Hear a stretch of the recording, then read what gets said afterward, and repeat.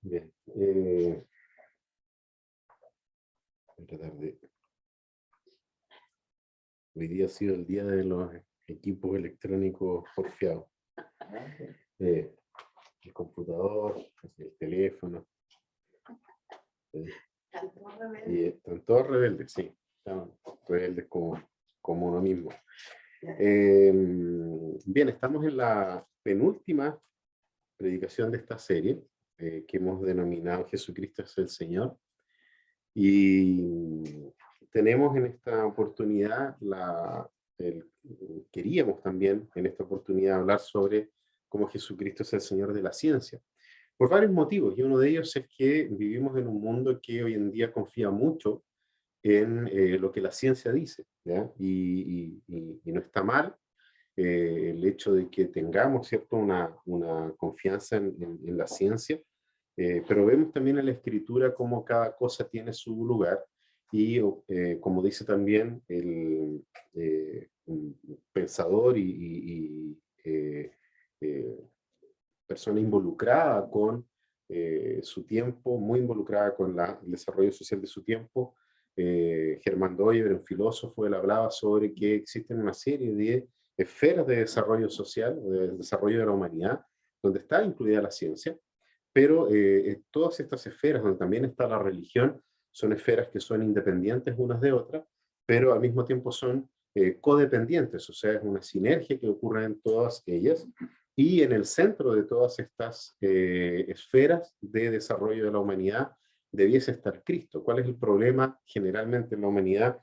Es que nosotros tomamos un elemento de la creación y lo colocamos al centro, reemplazamos a Dios, que debiese estar en el centro de todas las cosas para que esto funcione de manera correcta, y entonces terminamos dependiendo más de uno de esos aspectos antes que de Dios mismo. Y es justamente esa la razón por la cual quisimos hablar de la ciencia y cómo Jesucristo y la Iglesia se pueden involucrar en este tema cuando parece a voz de mucha gente que no hay relación entre la ciencia y la religión, ¿no? De hecho, generalmente se dice, no, la religión es una cosa, por un lado, es prácticamente algo arcaico, y la ciencia es lo único que nosotros, o en lo único que nosotros deberíamos confiar hoy en día, por ser ella empírica, por poder comprobar, y una serie de otras afirmaciones que vemos dentro del mundo científico. Pero para comenzar, yo creo que podamos leer el Salmo 111, ¿ya?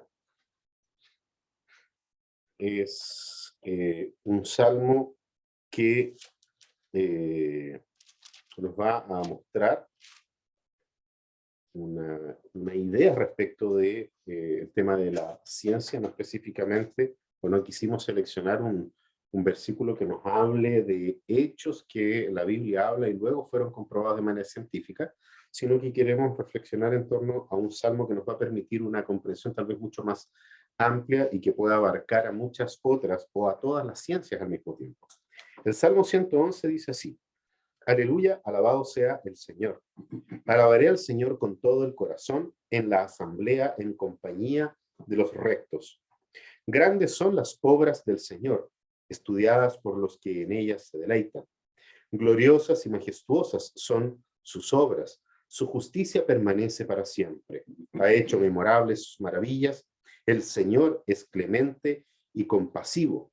Da de comer a quienes le temen. Siempre recuerda su pacto. Ha mostrado a su pueblo el poder de sus obras al darle la heredad de otras naciones. Las obras de sus manos son fieles y justas. Todos sus preceptos son dignos de confianza. Inmutables son por los siglos de los siglos, establecidos con fidelidad y rectitud. Pagó el precio del rescate de su pueblo, estableció su pacto para siempre. Su nombre es santo e imponente. El principio de la sabiduría es el temor del Señor. Buen juicio demuestran quienes cumplen sus preceptos. Su alabanza permanece para siempre. Entonces, ese es el Salmo 111 que vamos a ver más adelante junto con el Salmo 112 y 113, incluido el Salmo 114, comienzan con la misma expresión, aleluya, alabado sea el Señor. Pero quiero hablar sobre el Salmo un poco después. Primero, tal vez plantear un poco o profundizar en el planteamiento de la reflexión que tiene que ver con la ciencia, ¿ya? Y de qué manera nosotros estamos vinculando estas dos cosas. Es muy interesante notar que en la historia de la humanidad nosotros vemos de que el pensamiento, o al menos las personas, se han planteado dudas o han querido responder preguntas, principalmente sobre el mundo y el lugar que las personas ocupan dentro del mundo, ¿ya? Esas preguntas sobre la materia, el universo, nosotros dentro del universo, son preguntas tan antiguas como la propia humanidad.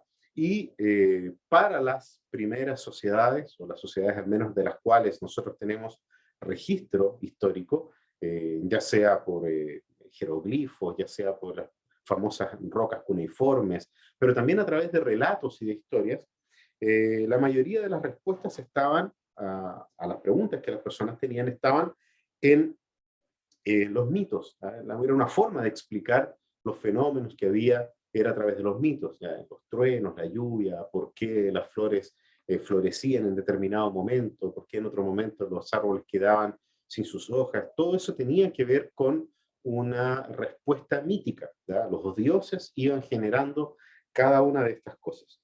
Sin embargo, hubo también en la historia de la humanidad personas que consideraron la explicación mítica como insuficiente. No se quedaron tranquilas simplemente con la idea de decir los dioses crearon el universo, la Vía Láctea responde a una batalla épica entre dos dioses, y así sucesivamente, al menos por lo que nosotros conocemos de la historia de Occidente, que comienza con esta mezcla, ¿cierto?, de lo que nosotros encontramos allá en Mesopotamia y todo el desarrollo de la historia desde ese lugar. Estas personas que buscaron tener respuestas lo buscaron hacer a través del pensamiento, a través de la razón. Y una de esas personas es Tales de Mileto, conocido como filósofo en la historia por allá por el año 600 antes de Cristo, quien se hizo varias preguntas y si bien es cierto no podemos decir que Tales es una de las personas que originó el pensamiento científico como nosotros lo conocemos hoy, sí utilizó la observación, ¿ya? Y ahí está un poco la relación tanto con el aspecto filosófico, con las preguntas, pero también con ciertos rasgos de la ciencia, que es justamente poder observar, y no solamente la observación de lo que él estaba viendo, sino que también recurrir a algunos registros de fenómenos astrológicos astronómicos que ya habían sido escritos por los sabios de Oriente siglos antes. No fue algo que simplemente se le ocurrió a él. Había una serie de fenómenos que habían ya sido registrados por otras personas, pero Tales de Mileto lo que hace en su tiempo es justamente poder formular una ley porque él ve que se repetían ciertos patrones, ¿ya?, en estos fenómenos registrados por astrónomos de la antigüedad. ¿Y qué es lo que hizo él entonces? Elaboró un cálculo, ¿ya?, y a través de ese cálculo pudo predecir el primer eclipse solar. Ya habían habido eclipses solares antes, pero Tales tuvo la capacidad de poder pensar, analizar y decir, va a ocurrir un, un eclipse solar, y eso ocurrió el día 28 de mayo del año 585 a.C., ¿ya? Específicamente a las 18 horas con 13 minutos. ¿Ya? Ahora, claramente Tales no dio toda esa información, ¿ya? Eso lo pudieron, o pudieron llegar a esa conclusión los científicos modernos, ¿ya?, que estudiaron hacia atrás y justamente pudieron comprobar que la teoría de Tales no estaba equivocada, ¿ya? La hora ciertamente la descubren los científicos hoy al proyectar con sus instrumentos de medición de estos fenómenos hacia atrás. Y entonces, cuando ven los escritos de Tales, se dan cuenta de que realmente Tales hizo un análisis científico de observación, de proyección, y obviamente acertó en esa predicción. Y entonces, ¿qué es lo que hizo Tales con esto? Decir, ok, aquí hay algo que no son los dioses, ¿ya?, que ocultan el sol, sino que los astros están girando de manera constante, y eso es lo que provoca entonces estos fenómenos que van a ser luego llamados como eclipse. Entonces, muy interesante lo que ocurre, 500 o casi 600 años antes de Cristo, ¿ya? Porque a través de ahí nosotros encontramos una serie de otros personajes de la historia que se fueron haciendo una serie de preguntas también, ¿ya? En ese sentido, cuando, por ejemplo, la filosofía dice que es la madre de todas las ciencias, en el sentido de que la gente comienza a cuestionarse, comienza a hacerse preguntas, y obviamente llevan esas preguntas a poder tratar de encontrar lo que Tales también encontró, que era esta repetición de una serie de fenómenos que finalmente le permitieron crear o descubrir, la verdad, leyes universales, ¿ya? De ahí en adelante, entonces, el mundo comienza a cambiar. Ahora, las preguntas sobre el universo, ¿ya? Sobre la materia, sobre los fenómenos naturales, continuaron siendo respondidas a través de la filosofía, por un lado, a través de la religión, por otro, y también a través de la ciencia incipiente que esto comenzó a surgir en ese tiempo, ¿ya? Y a pesar de que hubo importantes avances en todas estas áreas, no fue sino hasta la era medieval en que hubo cambios realmente significativos en cada una de esas áreas. Como ya mencionamos el domingo anterior, el domingo pasado, hubo un momento en la historia en que se logra sintetizar, por un lado, la línea del pensamiento, específicamente el pensamiento aristotélico que es redescubierto en la Edad Media, con el cristianismo, ¿ya? Y estamos hablando específicamente ahí en la Edad Media con Tomás de Aquino, que como había dicho yo la semana pasada, buscó sintetizar y generó esta división entre el mundo espiritual o la esfera de la gracia, que él le llamó, donde en la esfera de la gracia está la vida espiritual, la vida cristiana, todo lo que es sobrenatural, todo lo que es la revelación de Dios, la teología, en fin. Y eso estaba entonces en un aspecto o en una línea superior. Y tenía también un piso inferior que era la esfera de la naturaleza, donde está el tema de la materia, la sociedad, la cultura, y también estaba la ciencia en ese lugar, ¿ya? Dentro de esta división que se hizo. Ahora, sabemos que en la medida que fue pasando el tiempo, estos dos pisos se fueron separando cada vez más, hasta el punto de que el piso inferior terminó siendo totalmente independiente del piso superior, ¿ya? Hubo un interés en estas cosas naturales, hubo un interés en poder desarrollar más el tema de la naturaleza, y obviamente se fue distanciando y divorciando de la fe, o separando y divorciando de Dios. Entonces, esa independencia que tomó la línea inferior, ¿ya? O lo que eh, Tomás de Aquino, ¿cierto? Dijo que era la esfera de la naturaleza, ¿ya?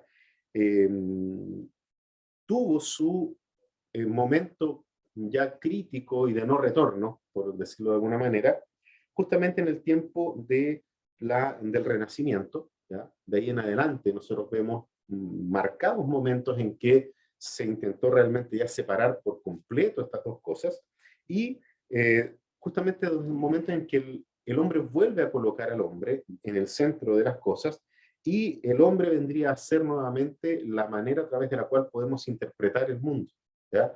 Todos los fenómenos nosotros primero los reconocemos a través de los sentidos. Entonces, el ser humano, la persona como tal, tuvo una relevancia importante en esos aspectos, porque para poder observar, mirar, contemplar, saber qué fenómenos estaban ocurriendo, los sentidos eran fundamentales. La vista, el oído, el tacto, el olfato, todas esas cosas eran importantes. Entonces, el hombre en sí mismo ya era una forma de poder interpretar el mundo y los fenómenos que habían en ese lugar.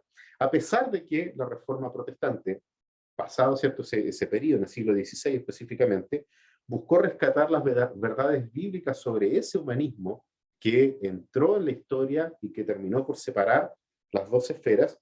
El iluminismo posterior, ya en el siglo XVII y siglo XVIII, colocó en el hombre el foco también de la razón, ¿ya? Solamente a través de la razón nosotros podemos comprender el universo y el mundo en el cual nosotros estamos, y obviamente el progreso, la ciencia, todo volvió a girar en torno a estas cosas, y obviamente quitó por completo las bases del cristianismo, las bases cristianas de Dios y la relación de Dios con la naturaleza y la relación de Dios con la propia humanidad. Entonces, eso fue lo que finalmente a nosotros nos trajo o nos puede traer a lo que podemos definir como un mundo descristianizado, ¿ya? Que claramente en la esfera inferior que nosotros habíamos hablado, es donde más se nota esa descristianización del mundo. El mundo fue dejando de ser cristiano, entendemos de que todo el periodo posterior o de la Edad Media, claramente, el Renacimiento y hasta el momento del Iluminismo francés, nosotros tenemos un desarrollo social, un desarrollo en todas las áreas que estuvo de la mano del cristianismo. Fue el cristianismo el que ayudó y colaboró en eso. Colaboró en establecer incluso en Europa a propósito de ciertas discusiones que hay sobre el tema de la familia. El pastor Guilherme de Carvalho allá en Brasil escribió un artículo que justamente muestra a través de datos históricos cómo el cristianismo sacó a las tribus europeas, ¿ya? Que eran la gran mayoría de ellas, sobre todo hacia los países nórdicos, eran tribus salvajes que no tenían noción de familia como nosotros la conocemos, y fue el cristianismo el que forjó el pensamiento de familia, de lo que nosotros conocemos como nosotros conocemos la sociedad europea el día de hoy, surge justamente de toda la influencia del cristianismo en esa sociedad. ¿Ya? Doyever habla mucho sobre eso, que es un filósofo cristiano, pero nosotros vemos que desde el iluminismo en adelante eso se rompió. ¿Ya? Ahora, en este mundo que, entre comillas, se liberó del cristianismo, la cosmovisión cristiana fue obviamente reemplazada, y eso nosotros lo vemos hoy en día, por una especie de neopaganismo. O llama mucho la atención porque en algunos aspectos parece que estamos volviendo hacia atrás en la historia, ¿ya? Sobre todo en las relaciones humanas, en el valor que tiene el ser humano dentro de la sociedad, en donde, al final de cuentas, aquellos que dominan la voz del pueblo, el Vox Populi, son los que deciden sobre la vida de los demás.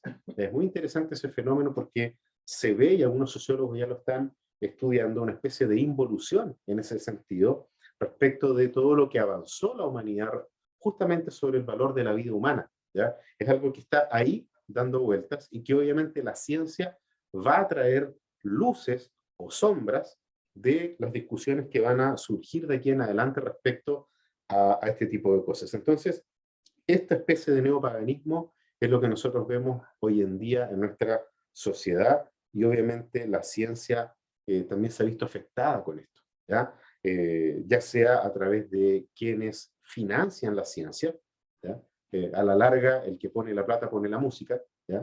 Entonces, cualquier tipo de descubrimiento científico realmente va a llegar a nosotros o va a ser revelado al resto de los simples mortales, solo si es que se permite la publicación de ese tipo de descubrimientos. Entonces estamos en un momento en el cual, a modo similar de lo que ocurría en la Edad Media, hay ciertas personas que permiten o no permiten más o menos conocimiento, más o menos desarrollo de ciertas áreas, y es interesante porque todo lo que se le critica a la religión de que impedía el desarrollo humano y hasta el día de hoy. Una de las grandes frases que se escuchan en los medios seculares para poder diferenciarlo del medio cristiano es justamente el tema de que la religión lo que hace es impedir el desarrollo humano. Entonces tenemos que sacar a la religión de la ecuación social y simplemente dejar a las cosas que son verdaderas, empíricas, que las podemos comprobar, que es la ciencia y todo lo demás. Obviamente detrás de ese pensamiento hay otras cosas que mueven este tipo de pensamiento.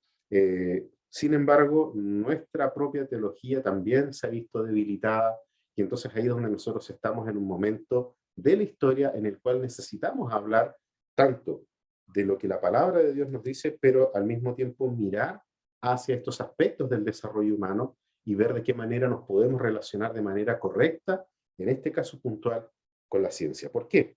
Porque como cristianos somos llamados a continuar mostrando y anunciando a Jesucristo, mostrando al Dios de las Escrituras dentro del contexto histórico-cultural donde Dios nos colocó. De ahí entonces la importancia de que podamos hablar. Si la ciencia es tan importante para la sociedad moderna, para la gente con la cual nosotros estamos relacionándonos constantemente, ciertamente como llamados a anunciar el reino de Dios en este momento, tenemos entonces que ver de qué forma podemos nosotros tomar a la ciencia.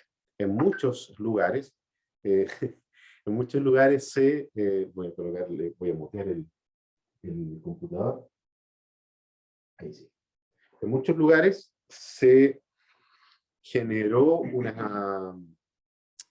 un rechazo, en muchos púlpitos se generó un rechazo hacia aquello que es relacionado con la ciencia, pero si Jesucristo es el Señor de todas las cosas, ciertamente algo tiene que decir respecto de esto. Yo quería leer acá una cita de un teólogo llamado Leslie Newbigin, que dice lo siguiente, para poder entender la forma en que podemos nosotros abordar el tema de la ciencia en nuestro tiempo. Él dice lo siguiente: incomparablemente la tarea misionera más urgente para las próximas décadas, él escribe esto en los años 70, ¿ya?, es la misión junto con la modernidad. Ella nos invita al uso de herramientas intelectuales afiladas para escudriñar por detrás de los presupuestos no examinados de la modernidad y revelar el credo oculto que lo sustenta. Newbigin dice que efectivamente todas estas, lo que yo hablaba hace un rato atrás, ya todo lo que nosotros vemos en los medios que la ciencia nos entrega como información, tiene por detrás credos ocultos, tiene por detrás una confesionalidad que no se reconoce como religiosa, pero tiene justamente todas las características de serlo, ¿ya? Y la ciencia, en ese sentido, tiene sus propias bases religiosas, ¿ya?, solamente que no las manifiesta como siendo de parte de Dios, pero tiene también ideas que funcionan dentro de la ciencia a priori, sin mayor comprobación.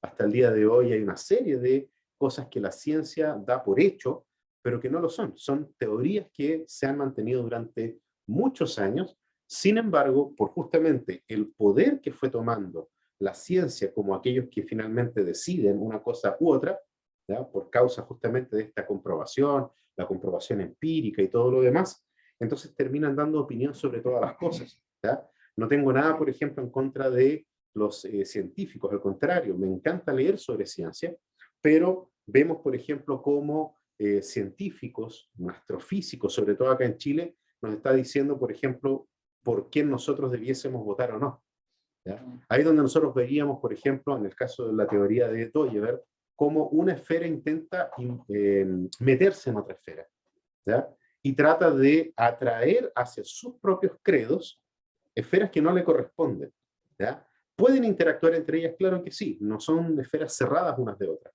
¿ya? Pero lo curioso es justamente que nosotros lleguemos a tener, y esto yo lo he visto no solamente en temas políticos, sino que también en predicaciones, donde se toman ciertas afirmaciones de la propia ciencia como ciertas y verídicas porque determinadas personas lo dicen y no se contrastan con la escritura.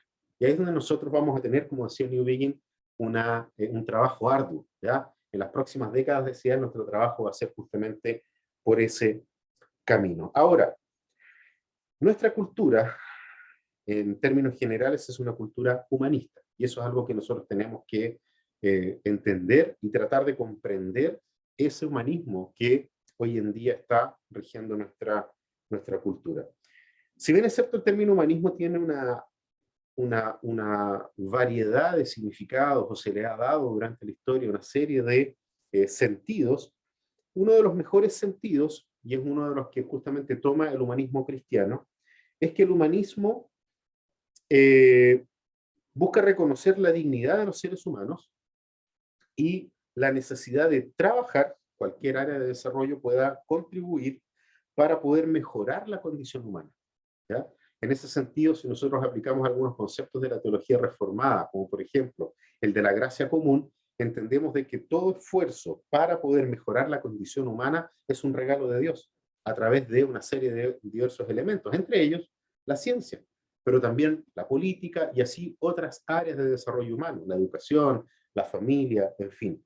Ahora, en este sentido, el cristianismo tiene todo que ver con el humanismo, porque es la forma que nosotros entendemos, ¿ya?, de hacer florecer al ser humano.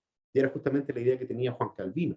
Juan Calvino es reconocido como un humanista en ese sentido de que entendía el humanismo como la manera de poder reconocer la dignidad humana, y una forma de reconocer la dignidad humana, que para Calvino la dignidad humana era intrínseca en el ser humano por ser hecho o haber sido creado a imagen de Dios. Ahí estaba su condición plena de humanidad, pero al mismo tiempo poder colaborar a través del desarrollo de todas las áreas de la humanidad al mejoramiento de la condición humana. Entonces ahí Calvino hablaba sobre el progreso y hablaba sobre todas las otras cosas. En ese sentido, Calvino entonces era un humanista, y ese tipo de humanismo es el humanismo que nosotros podríamos, ¿cierto?, caminar o intentar desarrollar como hijos de Dios. Ahora, ¿cuál es el tema?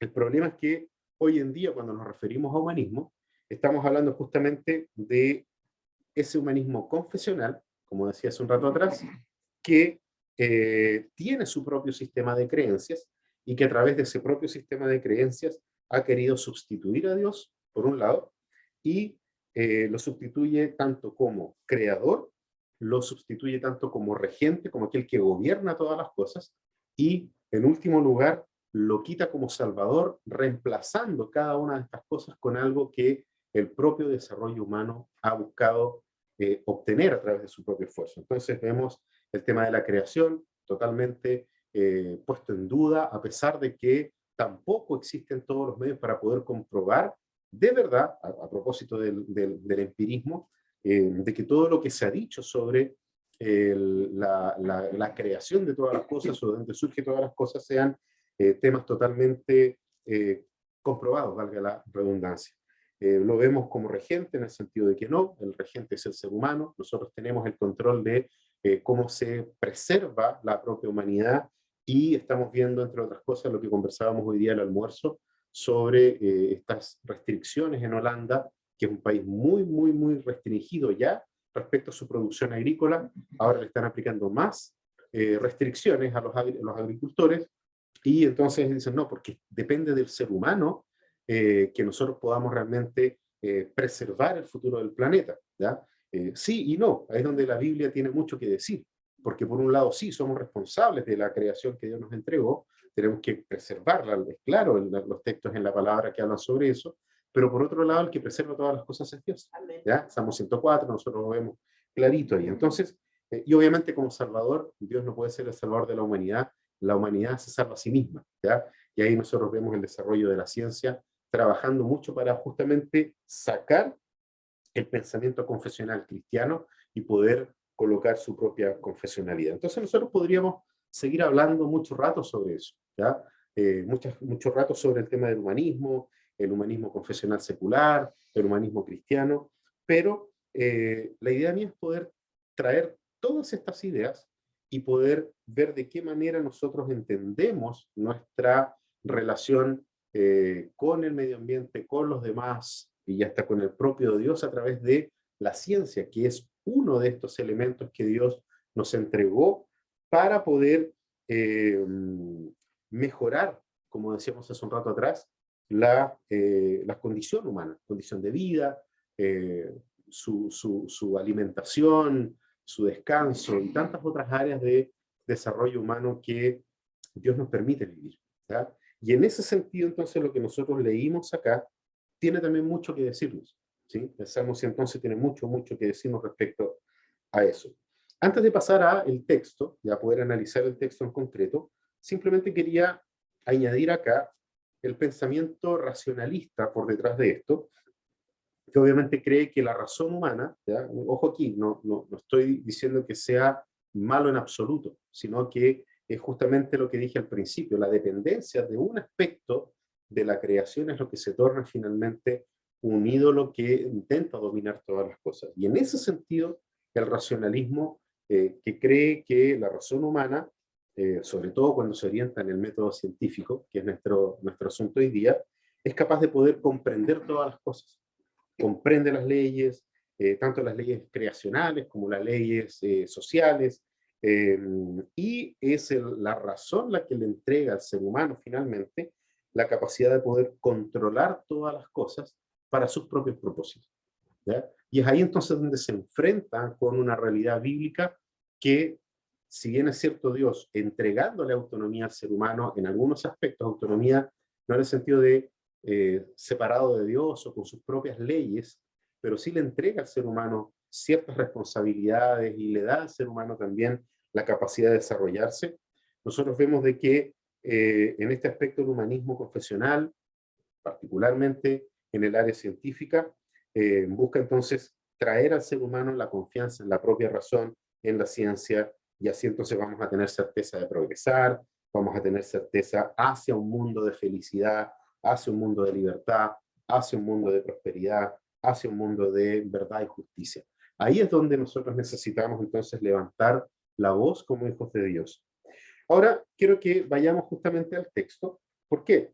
Porque este salmo, como yo les decía al principio, es un salmo que está cantado en dos salmos, que sería el 111 y el 112, y que tienen las mismas características del salmo que leímos al principio, cuando hablamos sobre esta invitación a adorar a Dios en la lectura de un llamado a la adoración a Dios. No sé si ustedes se fijaron en el salmo que nos hizo leer Alejandro, donde nosotros vimos ahí eh, que tenía en el costado, generalmente al ladito, tiene todas las letras del alifato, que es el alfabeto hebreo, ¿ya? Están ahí cada una de las letras del alfabeto hebreo, y cada letra era un par de líneas en el salmo que leyó inicialmente Alejandro. Acá es exactamente lo mismo, ¿ya? Nosotros vemos de que tanto el Salmo 111 como el Salmo 112 tienen esa estructura, que es una estructura del tipo acróstico, ¿ya?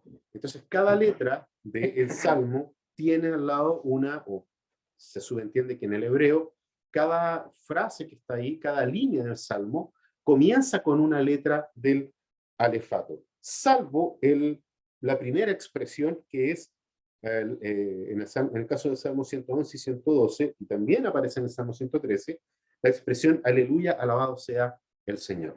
¿Ya? Eso no estaría dentro del acróstico, pero hace parte también de los salmos. Y eso porque la poesía hebrea tiene claramente una riqueza, al igual que el español. Nosotros tenemos en la poesía hebrea formas diferentes, como el paralelismo, los cantos fúnebres, en este caso los acrósticos y otros más.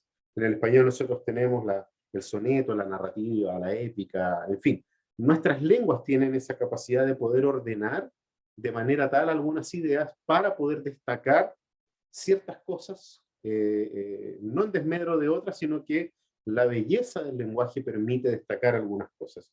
El Salmo 111 entonces sigue este modelo de acróstico, y nosotros vemos uno de los salmos más largos de la escritura, que es el Salmo 119, con esa misma estructura, ¿ya? Sí, exactamente la misma idea, y por lo general están asociados también a que se busca exaltar la riqueza de la palabra de Dios. Es muy interesante eso también, porque se entiende, para la cultura hebrea se entendía de que el lenguaje y la propia lengua es un regalo de Dios. Lo vemos allá en Babel, ¿cierto? Cuando Dios confunde las lenguas, y entonces vienen como regalo de Dios, y en base a eso ellos pueden entender la ley del Señor. Entonces, hay mucha asociación, y no es excepción este salmo, donde se busca establecer la grandiosidad de la palabra de Dios, de la revelación de Dios, a través de este tipo de salmos acrósticos. Eso es algo que lo vemos no solamente ahí, lo vemos en 119, lo vemos en 112, en el salmo que nos leyó Alejandro al principio de este culto también. Ahora, este salmo en particular es un salmo de alabanza, y ahí es fácilmente identificable por lo que dice al principio, pero es alabanza al Señor por sus maravillas, ¿ya? Y de ahí entonces que lo elegimos para poder hablar un poco sobre este tema de la ciencia. ¿Por qué?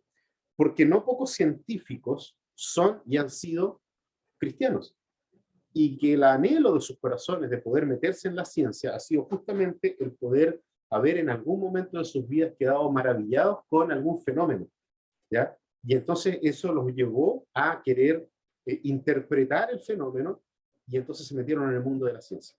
Yo tengo una lista acá de algunos. Si ustedes buscan en internet, la lista es grande, ¿ya? De hecho, hay muchos premios Nobel que han sido también cristianos, pero yo voy a citar acá a algunos, ¿sí? Y la mayoría de ellos han sido científicos protestantes, reformados. Isaac Newton, por ejemplo, Copérnico, Guillermo de Ockham, Kepler, Galileo Galilei, Blaise Pascal, Mendel, Louis Pasteur, Polanyi, Francis Collins, que es uno de los vivos, ¿ya? Uno de los principales científicos hoy en día, estuvo a cargo de, entre otras cosas, el tema del mapa, se me olvidó del mapa genoma humano, sí, el mapa genoma humano, ¿ya? Francis Collins ha estado trabajando en eso y obviamente no solo ha recibido los créditos de los cristianos por ser cristiano, al contrario, hay mucha gente que lo rechaza a Francis Collins, pero la propia comunidad científica reconoce en Francis Collins a un cristiano comprometido con Dios, pero al mismo tiempo comprometido con la ciencia. Entonces eso es algo muy, muy interesante, pero justamente tiene que ver que las maravillas que Dios ha hecho han sido lo que ha llamado la atención de personas como las que mencioné acá. Entonces, tomando o volviendo al Salmo, como suele ocurrir en la poesía hebrea, hay un énfasis que el autor quiere traspasarnos a nosotros, y si ustedes se fijan ahí en sus Biblias, los últimos dos versículos, el 9 y el 10, son líneas más largas. La mayoría tiene dos líneas, ¿ya? En las otras versículos, pero los últimos dos versículos tienen tres líneas, ¿ya? Y eso también entendemos que no es por casualidad, ¿ya? El primer versículo, ¿cierto? Destaca, el versículo 9, en este caso destaca el pacto de Dios. Dice, pagó el precio por el rescate de su pueblo, estableció su pacto para siempre. Su nombre es santo e imponente.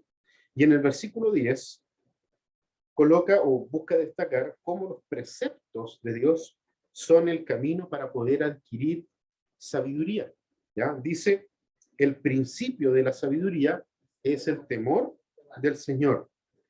Buen juicio demuestran quienes cumplen sus preceptos, su alabanza permanece para siempre. Es muy interesante porque en términos generales, la sabiduría, tanto la que habla el salmista aquí, como cuando hablamos de sabiduría en términos humanos, extrabíblicos, afuera de la palabra de Dios, la sabiduría es una forma de conocimiento que obtienen aquellos que se abstienen de lecturas simples, ¿ya? O sea, quieren indagar mucho más, y no se quedan con la mera observación superficial de la realidad. Son personas que realmente buscan y anhelan el poder conocer más allá. Y eso es lo que los científicos hacen, ¿ya? El científico busca sabiduría porque la busca para poder entender aquellos fenómenos que está viendo y que obviamente no se queda tranquilo con explicaciones superficiales. Entonces, en ese sentido, la sabiduría exige una inmersión profunda en lo que está queriendo averiguar, en lo que está queriendo conocer y en lo que está queriendo saber, pero también en los problemas y paradojas que eso puede generar, ¿ya? Y justamente el trabajo científico trabaja mucho con esas mismas ideas, ¿ya? Entonces, la idea es la siguiente, ¿ya? El sabio, en términos generales, y esto en muchas otras culturas pasa de la misma manera, son aquellas personas que se resisten a las interpretaciones fáciles, ¿ya? Y quieren ir más allá, quieren conocer los fenómenos más de raíz, más de fondo, ¿ya? E incluso a través de la observación de uno, la explicación de un fenómeno, descubren otro. Entonces quieren seguir más allá todavía para poder descubrir la verdad y la realidad por detrás de estas cosas. Entonces, los sabios, a final de cuentas, son aquellos que están dispuestos también a adaptar sus propios patrones, ¿ya? Porque tienen que romper ciertos paradigmas para meterse en lo que están tratando de investigar, ¿ya? Y ahí hay sabiduría. Y es interesante porque la Biblia también nos dice que hay sabiduría en ello. En la multiplicidad de consejeros hay sabiduría, ¿ya? ¿Y qué es lo que quiere decir eso? Yo busco más allá de lo que yo ya sé, de lo que yo ya conozco, y quiero indagar mucho más profundo en algo. Pero para eso yo necesito romper con mis propios paradigmas e intentar abrir mi cabeza un poco a los nuevos paradigmas que se están generando. Y ese es parte también del trabajo científico. Es muy interesante esa relación entre sabiduría y los conocimientos que van adquiriendo o se van adquiriendo a través del método científico. Ahora, eso sí nosotros vemos, tanto en la Biblia como en otras culturas que también alaban a la sabiduría, vemos de que la sabiduría también exige que nosotros respetemos y abracemos activamente aquello que trasciende a la comprensión humana. O sea, no simplemente cerrarnos a decir, no, es que es muy complejo, no lo quiero entender. A mí me pasaba mucho con el tema de los agujeros negros. ¿Ya? Yo a veces leía un poco sobre eso y veía unas explicaciones que me quedaban, bueno, siempre me siguen quedando grandes, pero las empecé a leer justamente para poder comprender y saber un poco más. Nunca voy a entenderlo al nivel de los grandes físicos o astrofísicos, pero al menos cuando leo algunas cosas ya voy teniendo una idea un poquitito más de la que tenía cuando escuché por primera vez hablar de los agujeros negros. Entonces, Chesterton, que es un pensador católico que a mí me gusta mucho leer, dijo lo siguiente, dijo que reconociendo algo como misterioso, todo lo demás queda claro. O sea, cuando yo digo, aquí hay algo que para mí es un misterio, las otras cosas van a quedar más claras. ¿Por qué? Porque nuestra mente va a racionalizar y va a intentar meterse en algo que va a la larga, va a terminar siendo un conocimiento nuevo. Y eso es justamente lo que los científicos van haciendo constantemente.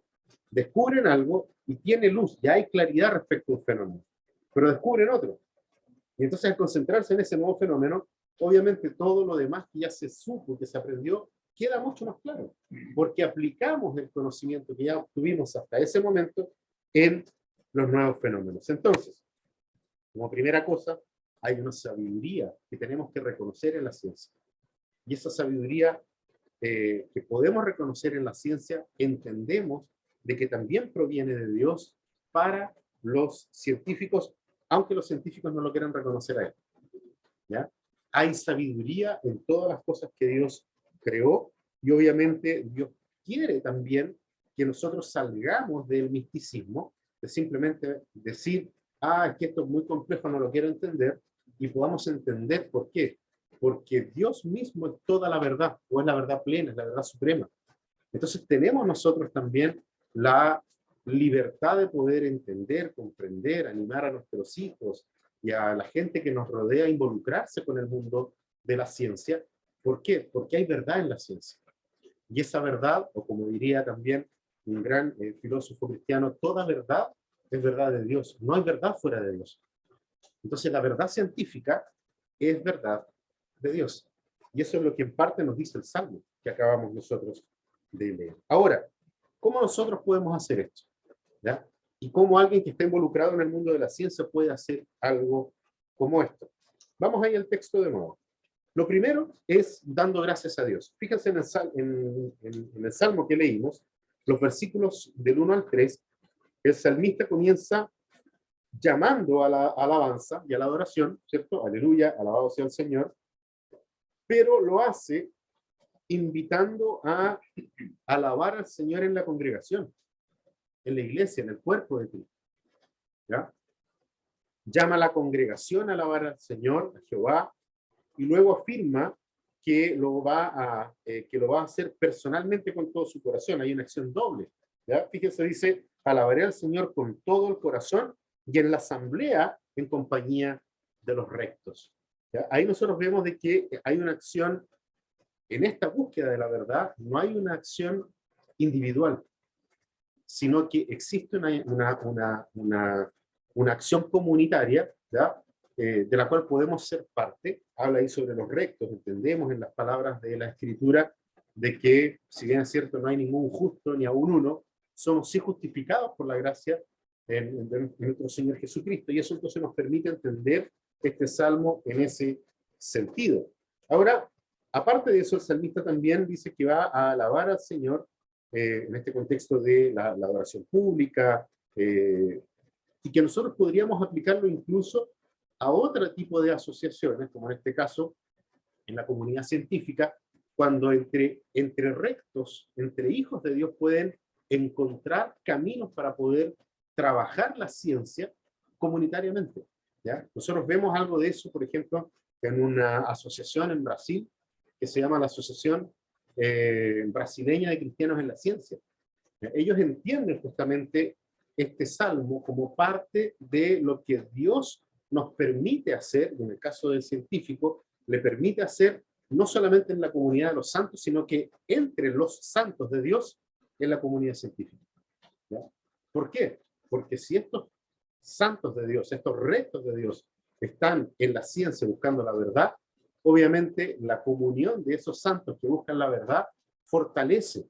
¿Qué cosa? El reconocimiento de Dios como el dador de la ciencia. Y es muy interesante ese análisis que van haciendo, porque a la larga, todos los rectos, o el consejo de los rectos que aparecen acá, son aquellos que caminan por sus vidas en el camino angosto.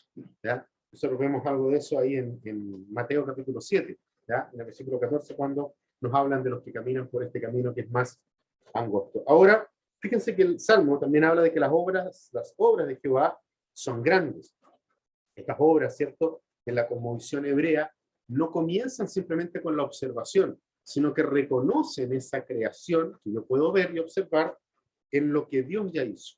¿Ya? Y aquí entonces nosotros vamos hasta la creación, vamos hasta Génesis capítulo 1, donde la luz, el cielo, la tierra, los mares, la vegetación, las lumbreras del cielo, todas esas cosas son parte de lo que el Salmo está hablando acá sobre las obras gloriosas y majestuosas de Dios, que justamente el objeto de estudio de la ciencia.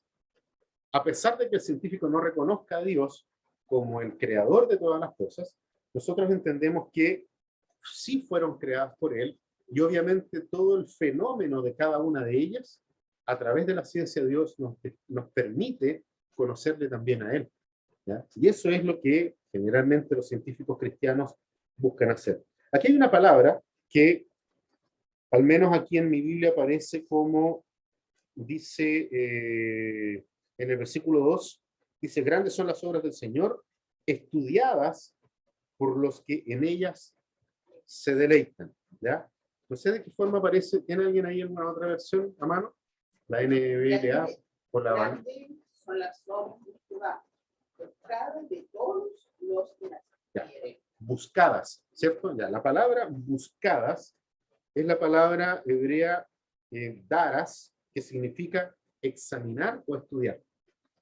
¿Ya? Claro. Tiene esa referencia de examinar y estudiar. Entonces, ¿qué es lo que está diciendo el salmista?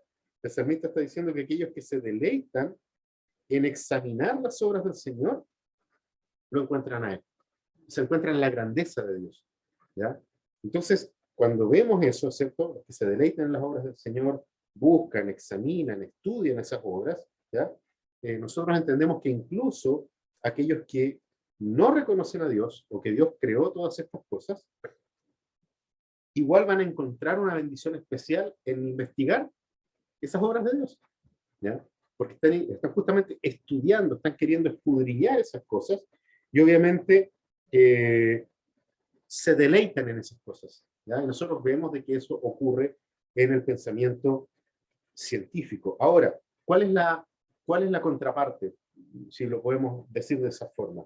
Que los que se acercan a las obras de Dios con fe encuentran una bendición mayor, una bendición especial, ¿ya? Una bendición que realmente proviene de qué cosa? De poder tener, como dice al final del Salmo, los preceptos de Dios, ¿ya? Y poder de esa forma comprender de que existe algo que es mucho mayor a lo que se puede observar. Ven la gloria, ven la majestad, está ahí en el versículo 3, ¿ya? Interesante que hay dos palabras, la palabra Jot y la palabra Hatar, que son similares, y hablan justamente sobre esto, sobre el tema de estas dos palabras, ¿cierto? Las usa el salmista para poder describir la naturaleza imponente de las obras del Señor. Nos está hablando de admiración, ¿ya?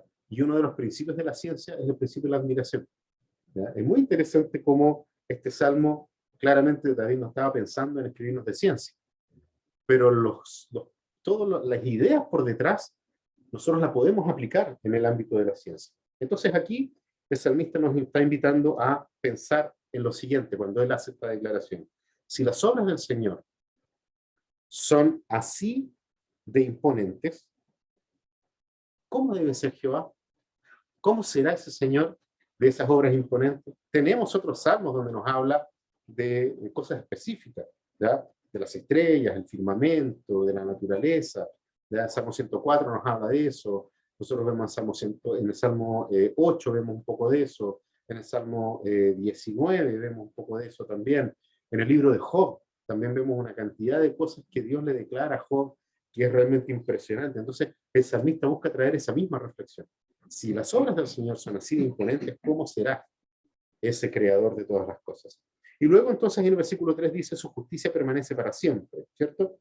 Acá es interesante porque la justicia, a pesar de que es uno de los atributos de Dios y que definen el carácter del propio Señor, la justicia se refleja, o la justicia de Dios nosotros la vemos reflejada a través de su pacto.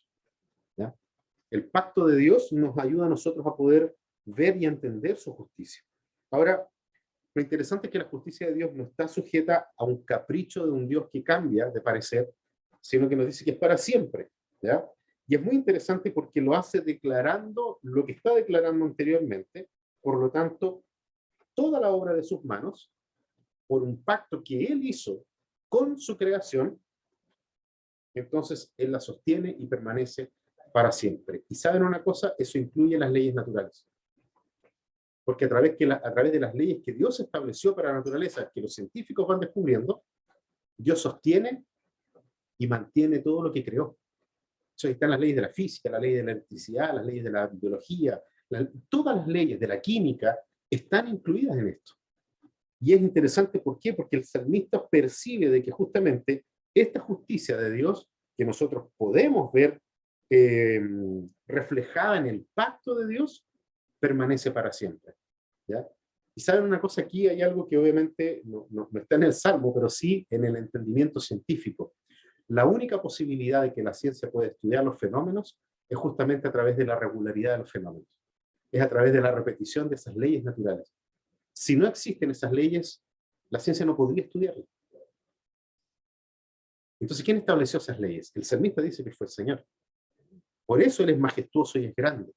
Es muy interesante eso. Vamos acá a la segunda parte de cómo nosotros podemos, no nos olvidemos de la pregunta, cómo nosotros podemos hacer esto, de poder reconocer a Jesucristo como el Señor de la ciencia también. Lo segundo que nosotros tenemos que hacer, según el salmista, es reconociendo la gracia y la misericordia de Dios. Esto va del versículo 4 al versículo 6. Dice la palabra del Señor que Él ha hecho recordar sus maravillas. Aquí hay una palabra que es un sustantivo en el hebreo, que es el sustantivo seker, pero que está asociado con un verbo. ¿Ya? Esto es muy común en la lengua hebrea. Está asociado con el verbo zakar, que significa recordar. Entonces, ahí nosotros entendemos qué es lo que dice el versículo 4, donde dice, la traducción que yo tengo acá dice, ha hecho memorables sus maravillas. ¿Ya? O las ha hecho recordar. Ahora, este tema de recordar, obviamente, aquí está el salmista hablándole directamente a su pueblo, al pueblo de Dios. ¿Por qué? Porque fue el Señor el que llamó a su pueblo a recordar, ¿ya? Ciertas cosas que fueron ocurriendo. Sobre todo las obras portentosas de Dios, cuando lo sacó de la tierra de Egipto, estableció el Señor a su pueblo para que recordaran las obras maravillosas de Dios a través de fiestas, a través de ritos y a través de una serie de cosas que el salmista está recordando acá. Y es interesante porque son esas las herramientas que el Jehová Dios escogió para poder llamar a Israel a recordar. Y en estos recuerdos, el pueblo de Dios ve las características de Dios, vuelve a recordar lo que Dios es. ¿Quién es ese Dios al que ellos adoran? Hay dos palabras acá que en hebreo es la palabra Hanum y la palabra Rahum, que significan clemente, misericordioso, y la palabra Rahum, compasivo. Ya fíjense en lo que dice el versículo, el Señor es clemente y compasivo. Fue traducido de esa forma aquí en la NBI, en el caso en la que estoy leyendo yo acá. Ahora, las dos palabras son más o menos sinónimas. ¿Ya? Son palabras sinónimas y son utilizadas justamente para poder describir a Dios. Esto aparece en varias partes de la Escritura. En 2 Corintios aparece, en Nehemías, en Jonás, en Joel, en Joel, nosotros vemos esta descripción, ¿ya? De Dios como clemente y compasivo. ¿Ya? En el mismo salmo que acabamos de leer también aparece la expresión. Ahora, el versículo 5 agrega algo más, ¿ya? El versículo 5, si se fijan ahí, menciona el regalo del Señor, que es comida, sustento, ¿cierto? Y el recuerdo de su pacto con Israel, ¿ya? Porque dice, da de comer a quienes le temen, ahí está hablando de su pueblo, ¿sí? Siempre recuerdan su pacto, el pacto que Dios hizo con su pueblo, ¿ya? Luego, es interesante porque nos muestra aquí, obviamente, la providencia, ¿ya? No solamente con su pueblo en particular, sino que también con toda la creación. El mismo salmista, pocos salmos antes, en el Salmo 104 habla de cómo Él sustenta toda la creación, le da de comer a los animales, las bestias abren su boca y tú les llenas la boca con comida, con alimento. Vemos esas ideas y obviamente este salmo no escapa de ese conocimiento que el salmista ya tiene.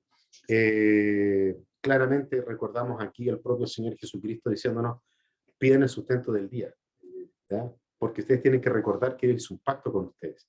Entonces Él no nos va a abandonar, ¿ya? Es muy interesante cómo podemos nosotros hacer estas relaciones. Ahora, lo interesante acá es que Dios es el que recuerda su pacto. Fíjense lo que dice el versículo 5 al final. Siempre recuerda su pacto. ¿Por qué? Porque ya dijo antes, Él, su justicia, ¿sí? Es para siempre. Y su justicia se va a revelar a través del pacto. Es muy interesante porque Jehová, Él siempre recuerda su pacto y la forma en que lo escribe, no solo aquí, sino que en otras partes de la escritura, tiene que ver con, así como un esposo recuerda sus votos de matrimonio.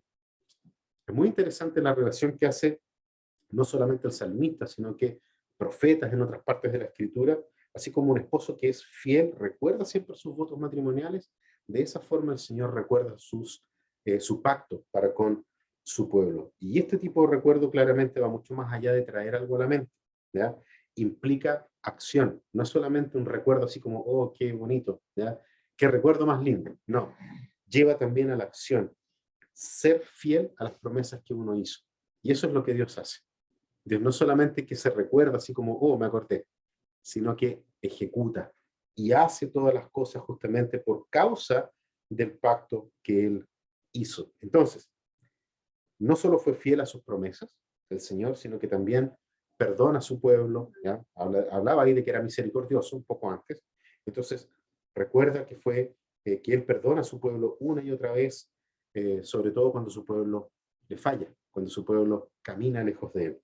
Pero volvamos al tema nuestro, que es el tema de la ciencia. Otra forma que nosotros tenemos de poder hacer esto es reconociendo la obra de sus manos, ¿ya? Por un lado, reconocíamos la gracia y la misericordia de Dios, pero también reconociendo la obra de sus manos. Eso lo vemos de los versículos 7 al versículo 9. ¿Ya? Las obras de sus manos son verdad. La palabra ahí es emet, que es una característica propia de Dios. ¿Ya?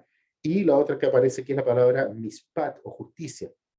Lo interesante de estas dos palabras en este contexto es que la palabra verdad es aquello que es real y confiable. Y ahí nuevamente puedo yo entender el método científico, ¿cierto? Que busca justamente aquello que es real y es confiable para poder comprobarlo, ¿ya? Pero ¿qué es lo que nos dice? Las obras de sus manos tienen esas características. O sea, de nuevo, volvemos al tema de todo el cosmos, todo el universo, toda la creación, cada célula, cada una de esas pequeñas partículas que componen las células, es obra de las manos de Dios y estas cosas son verdaderas y son confiables.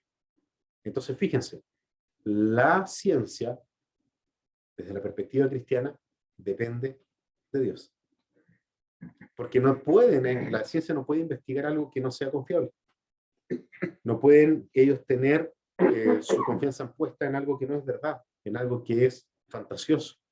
Entonces, aunque no quieran los científicos o rechacen algunos científicos a Dios, dependen justamente de todo lo que Dios creó, porque Él lo creó perfecto, con sus propias leyes, y estableció eso, y esas cosas son verdad, y esas cosas son lo que realmente nos permite a nosotros eh, estudiar finalmente. La ciencia puede estudiar los fenómenos por causa de eso. Ahora, en este caso particular del Salmo 111, la palabra mispat, que es traducido siempre como justicia, es una palabra que habla sobre sentencias o decisiones, ¿ya? Entonces es un mandato, es algo que ocurre, tiene también características en el área judicial, es un decreto, ¿sí?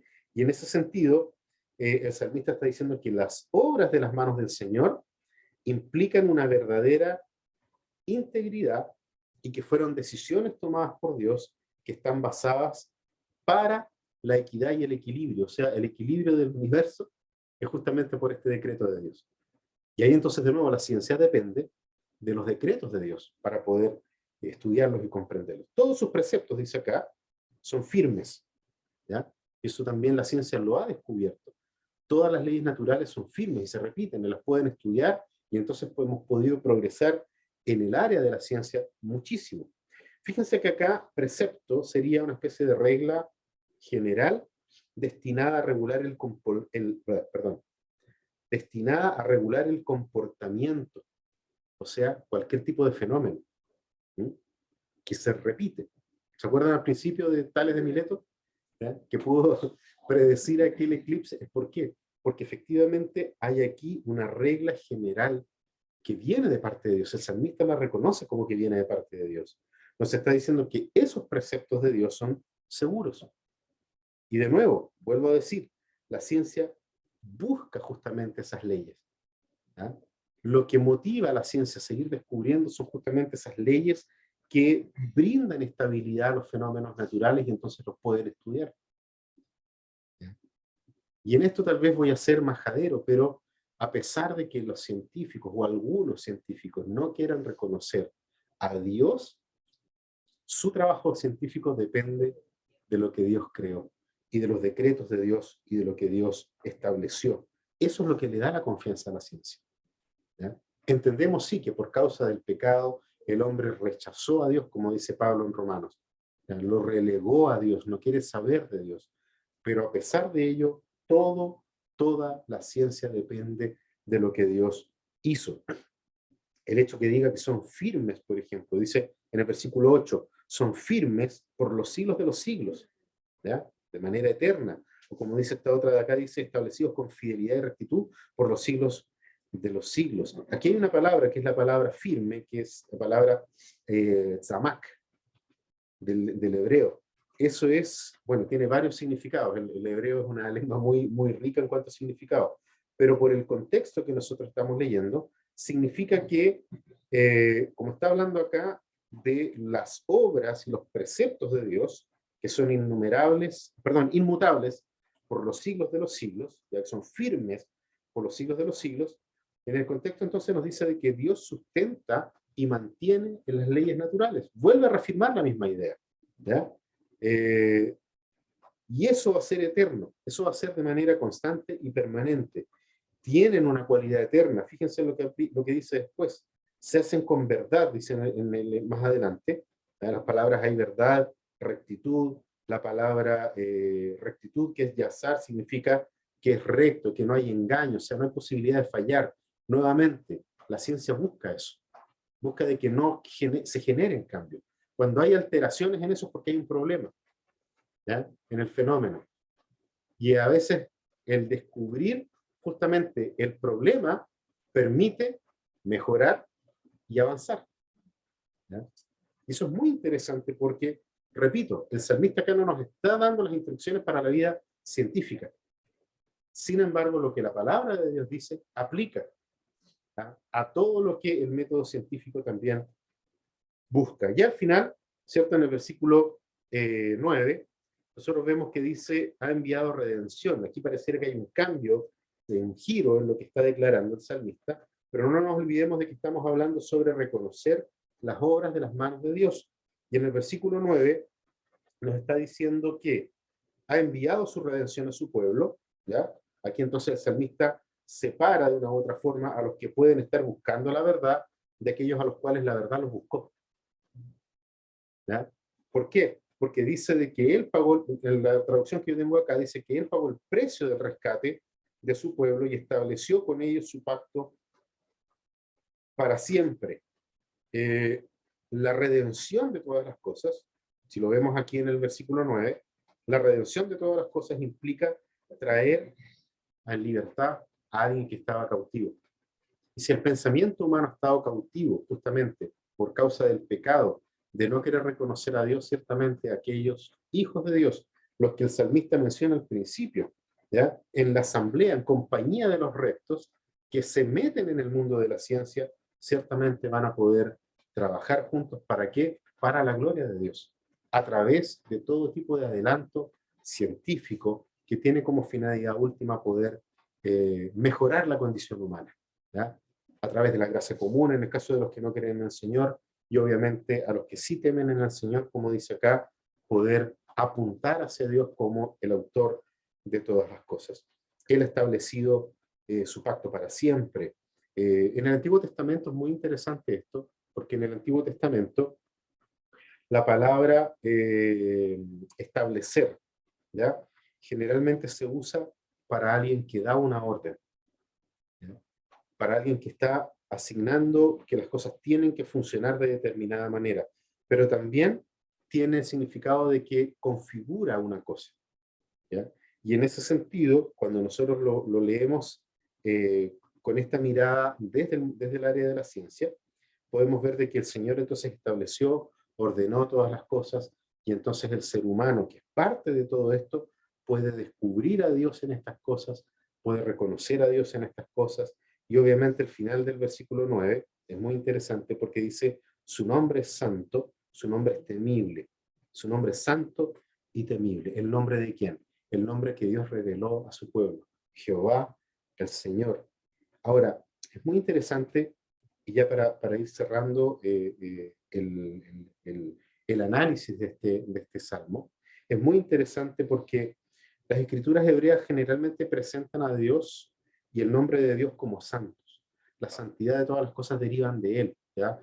La santidad del día del Señor deriva de Él, la santidad del templo, en el caso del Antiguo Testamento, derivaba de Dios, la santidad de, no sé, de cada cosa, de cada elemento, provenían de Dios. Y esa es la búsqueda final del salmista, de que podamos reconocer la santidad de Dios en todas las cosas.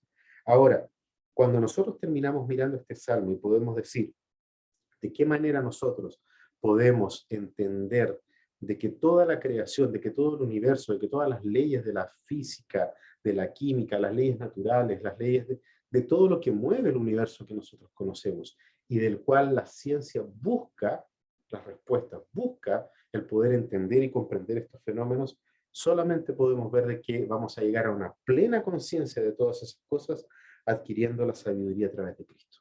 Y eso es lo que el Salmo al final dice, en el versículo 10. Fíjense que en el versículo 10 dice que el temor de Jehová hace que una persona sea realmente receptiva a la sabiduría de Dios. Dice, el principio de la sabiduría es el temor del Señor. ¿Y qué dice después? Buen juicio demuestran quienes cumplen sus preceptos. Entonces, la persona de la cual está hablando el salmista obedecerá a Dios y obviamente va a guardar sus mandamientos por una relación que Dios estableció con ellos, es lo que venía diciendo el salmista anteriormente. Entonces la persona que teme al Señor y hace las obras de Dios, lo va a alabar por esas mismas obras que está investigando. Lo va a hacer por esa razón, porque está en una relación con Dios. Y eso para nosotros tiene un sentido tremendo. ¿Por qué? Porque justamente esa relación con Dios nosotros la encontramos en Cristo. Y aquí, claro, nosotros podemos volver a aplicar el principio que vimos desde el principio de esta serie. Si nosotros decimos que Jesucristo es el Señor de todas las cosas, no podemos, por un lado, dejar la ciencia fuera. Pero es interesante cómo la propia ciencia, a través de lo que está haciendo y lo que el Salmo 111 nos hablaba, aquellos que estudian, ¿cierto?, las cosas y se deleitan en ellas, lo más probable es que se encuentren con Dios. Y se van a encontrar a Dios para poder mantener un pacto con Él, o los que son llamados a tener un pacto con Él, es a través de Jesucristo, ¿ya? Luis Pasteur decía que poca ciencia nos aleja de Dios, pero mucha ciencia nos acerca a Dios, porque en la medida en que vamos conociendo a Dios a través de la ciencia, vamos admirando todas las cosas que el Salmo 111 nos dijo. Pero aquellos que tienen una relación especial con Dios, a través del pacto de Dios con su pueblo, van a tener un mayor valor de estas cosas. Van a poder entender los fenómenos de una manera mucho más amplia, mucho mejor, aunque la ciencia diga lo contrario. Porque al final de cuentas aquellos científicos, ¿cierto?, que no conocen a Dios difícilmente, o se les hace bastante difícil reconocer a sus colegas que sí lo son. ¿Ya? Pero a la hora de comparar estudios, a la hora de comparar los avances de cada uno, se reconocen mutuamente. ¿Ya? No es en vano de que nosotros hayamos tenido a premios Nobel de ciencia en distintas áreas de la ciencia que son hijos de Dios. ¿Por qué? Porque todo lo que ellos han hecho, todos sus métodos para poder descubrir lo que han descubierto, han sido guiados por los mismos principios que los otros tienen. Pero en el Salmo nos dice que esos principios los estableció Dios. Entonces, a través de Cristo, ciertamente nosotros vamos a tener una comprensión científica mucho más profunda, mucho mayor, pero con un solo objetivo: poder glorificar al Dios creador de todas las cosas. Si Cristo declaró de sí mismo que Él es la verdad, entonces toda ciencia depende de Cristo para poder encontrar la verdad y con eso poder glorificar al Dios creador de todas las cosas. Jesucristo es el Señor de la ciencia. Oremos. Padre Celestial, te damos gracias porque no tenemos por qué desechar la ciencia, sino al contrario, entender de que todos los principios de la ciencia han sido decretados por ti.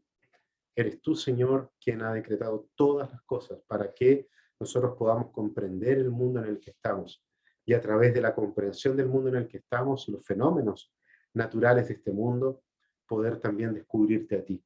Sabemos, Señor amado, que dentro del mundo científico actual son pocos aquellos que tienen temor de ti. Sin embargo, Dios, por un lado pedimos que les guardes, que desarrolles su intelecto al punto de que ellos también puedan ser un aporte en esta búsqueda, y por otro lado, Señor amado, que ellos no se alejen de tus caminos. Padre Celestial, permite que más científicos puedan encontrarte a ti a través de eso, pero también encontrarse con Cristo como la llave hermenéutica de todas las cosas, y a través de quien nosotros podemos realmente reconocerte a ti como el Señor y el dueño de todas las cosas. Oramos, Padre Celestial, agradecidos por poder comprender nuestro mundo a través de la ciencia, pero por sobre todas las cosas, poder disfrutar de este mundo a través de Jesucristo, que nos invita a glorificarte a ti como el dador de todas las cosas. Oramos, Señor amado, agradecidos porque Jesucristo es también el Señor de la ciencia. En el nombre de Jesús oramos. Amén.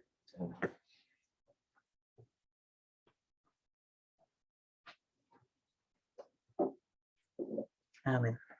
Jesús es el Señor de la ciencia.